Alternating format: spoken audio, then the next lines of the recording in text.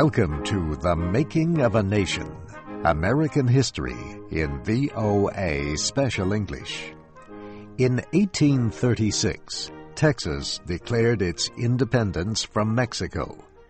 9 years later, in 1845, the United States Congress passed a resolution inviting the Republic of Texas to join the Union as a state. President John Tyler signed the resolution on March 1st. That was just 3 days before his term ended and James Polk moved into the White House as the nation's 11th president. Britain and France tried to prevent Texas from becoming a state. They got Mexico to agree to recognize the independence of Texas, but only if Texas agreed not to join the United States. Texas had two choices. It could become a state, or it could remain a republic with its independence recognized by Mexico. The Texas Congress chose statehood. This week in our series, Lou Rowland and Jack Weitzel talk about statehood for Texas and about the presidency of James Polk. James Polk had campaigned for the presidency on two promises. He declared that he would make all of Texas and all of Oregon part of the United States. The people had elected Polk because they shared his belief that the United States should extend from sea to sea, from the Atlantic to the Pacific Oceans.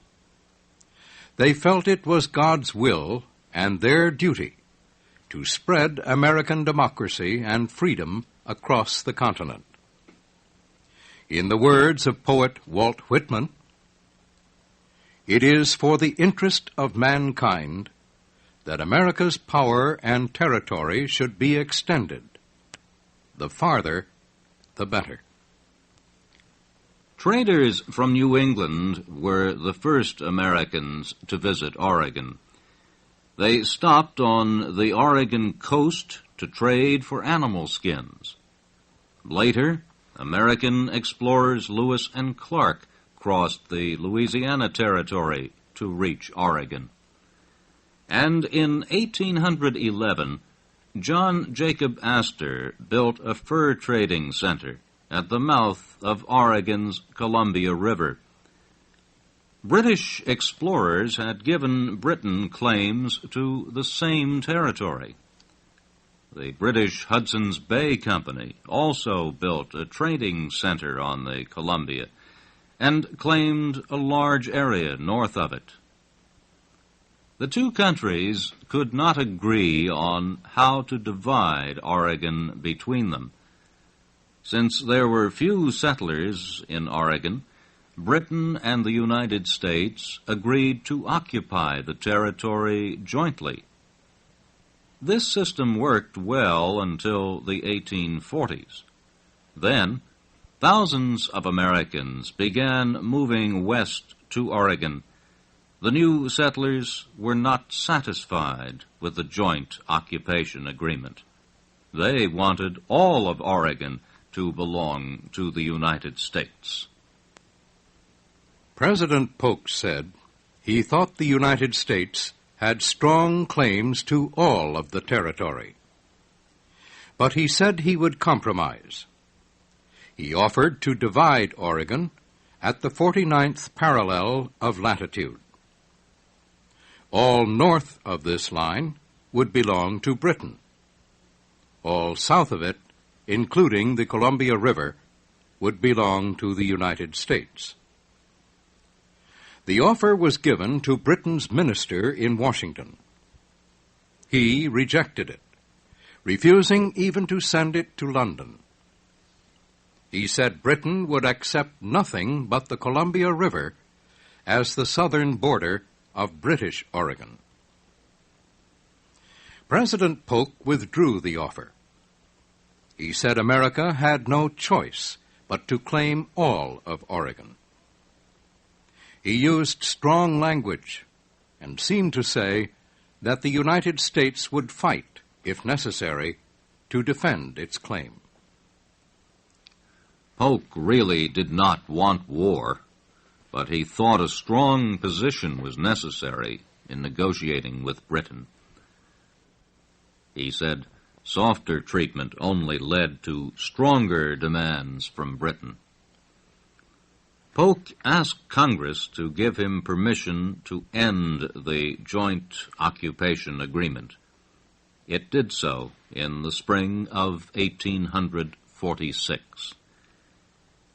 In London, the British government decided that Oregon was not worth a war with the United States. It had demanded the Columbia River border because of the Hudson's Bay Trading Center on the river. The center had been moved farther north to Vancouver Island, so there was no real reason to continue this demand. The British Foreign Minister proposed a treaty that would make the 49th parallel of latitude the border between the United States and British Oregon. The proposal was almost the same that President Polk had made earlier.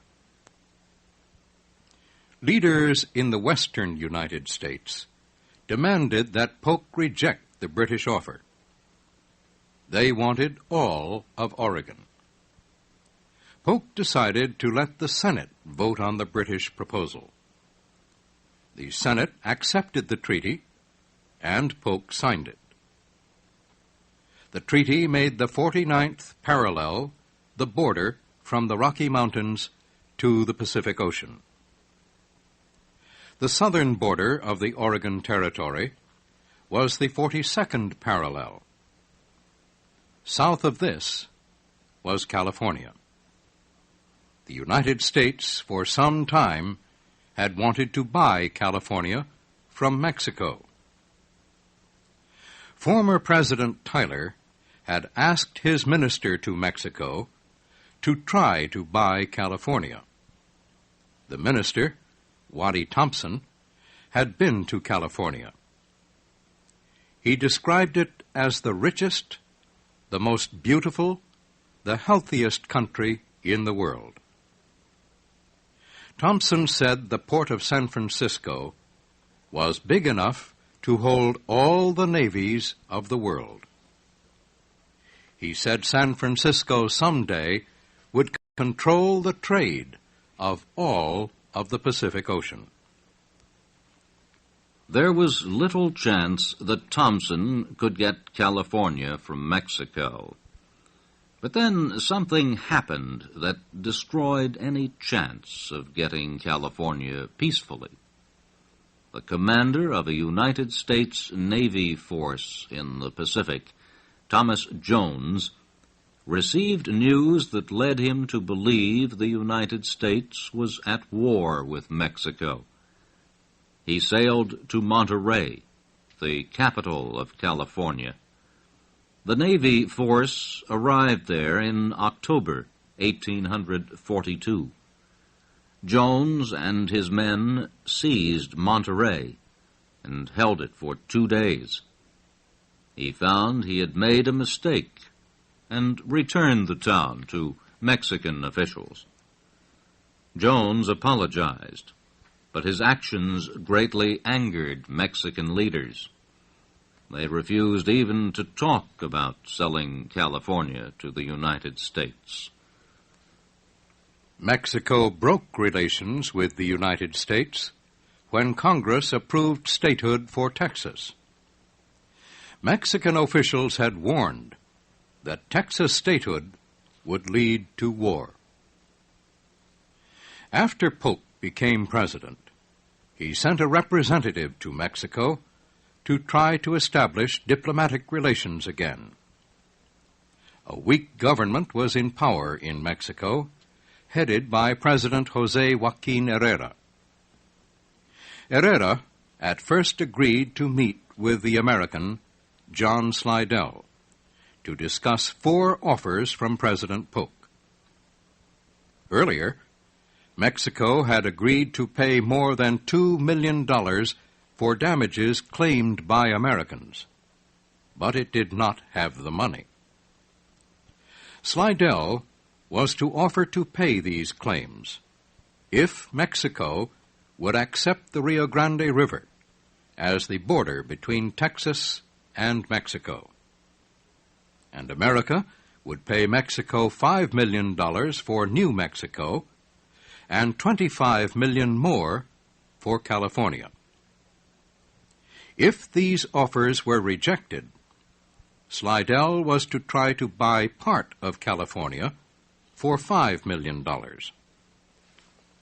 Slidell arrived in Mexico City in December 1845. The Mexican government had grown even weaker, and Herrera was afraid he would be forced from power if he met with the American diplomat. The Herrera government fell anyway, and the new Mexican government refused to talk with the American representative. Slidell returned to the United States, firm in the belief that only force could win the Mexican territories the United States wanted. President Polk shared Slidell's belief. He learned in January 1846 that Mexico had refused to negotiate with his representative. Polk had wanted a peaceful settlement of the differences with Mexico. This now seemed impossible.